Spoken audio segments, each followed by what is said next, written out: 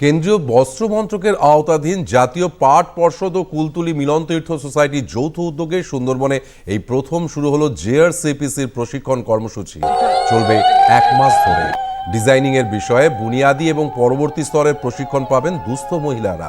উপস্থিত ছিলেন jute commissioner Malay Chandan Chakraborty, national jute বোর্ডের সহকারী অধিকর্তা মৌসুমী পাণ্ডে, কুলতলির মিলন তীর্থ সোসাইটির প্রতিষ্ঠাতা লোকমান্না মোল্লা প্রমুখ।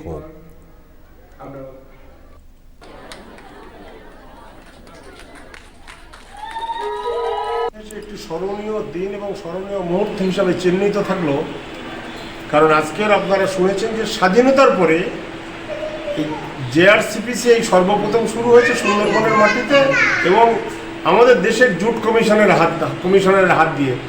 এখানে আপনারা দেখেছেন যে শ্রী মলয়চন্দন চক্রবর্তী জুট কমিশনার, তিনি আজকের আনুষ্ঠানিকভাবে শুরু করলেন এবং এটাকে আগিয়ে নিয়ে যাওয়ার জন্য আমাদের মহিলাদেরকে তিনি নির্দেশ দিলেন।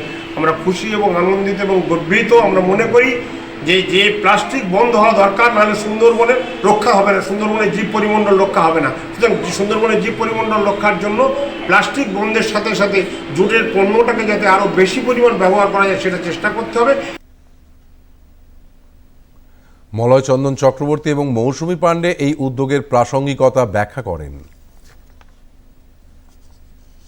ওনারা স্বনির্ভর হওয়ার জন্য এটা ওনাদের পক্ষে একটা খুব বড় সুযোগ।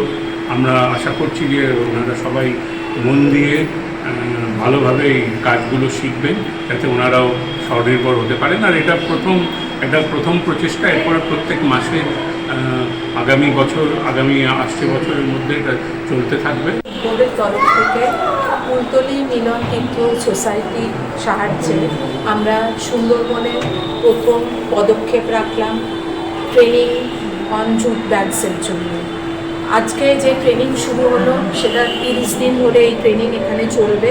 এরপরে আমাদের ন্যাশনাল জুট বোর্ডে আরও ট্রেনিং হবে, সারা বছর ধরে ট্রেনিং হবে এবং আমাদের ইচ্ছা আছে সুন্দরবনের যে প্রত্যন্ত গ্রামগুলো রয়েছে, যে প্রত্যন্ত দ্বীপগুলো রয়েছে, এরপর আমরা আস্তে আস্তে সেই দ্বীপে আমাদের কাজ চালু করব।